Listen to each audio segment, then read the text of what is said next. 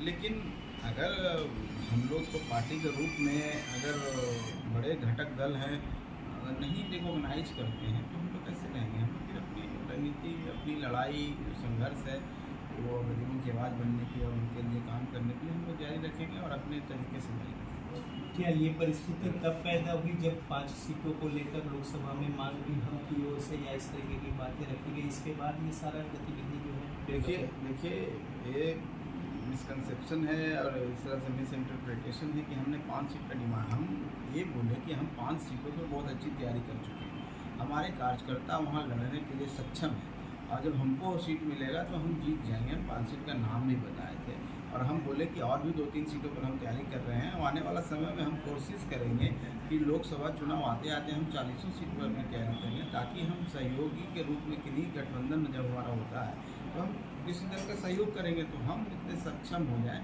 कि हम उनको सहयोग करें। लेकिन 5 सीट पर हमारी तैयारी मुकम्मल है और बहुत अच्छी तैयारी है, ये हमने बात रखी थी। बाकी आधिकारिक तौर पर कहीं पर महागठबंधन का तो कोई बैठक नहीं हुई थी जहाँ पर हम डिमांड रखें। हम आपके माध्यम से बोला कि हमारे कार्यकर्ता चाहते हैं कि हम 5 सीट में कम से कम चुनाव लड़ें जहाँ हमारी तैयारी मुकम्मल है, ये बात हमने कही थी। बाकी इसके अलावा कहीं पर कोई फोरम पर हम कभी न बोले हैं न हम लोग की तरफ से कोई प्रस्ताव। एक आखिरी सवाल, क्या आप अपना कदम वापस लेंगे अगर कुछ इनिशिएटिव लिए जाते हैं? दूसरा बात, क्या आपका रुख जो है वो एनडीए की ओर होगा, यानी बीजेपी के साथ कदम मिलाकर चलेंगे चूँकि 24 और 25 दोनों सामने हैं? देखिए, वापसी का तो कोई सवाल इसलिए नहीं उठता है कि हम लोग ने कदम जो उठाया है एक दिन में नहीं उठाया, बहुत मंथन हुआ है और सभी स्तर पर विमर्श हुआ है और सभी लोगों के राय शुमारी के बाद ही एक कार्यक्रम हुआ है।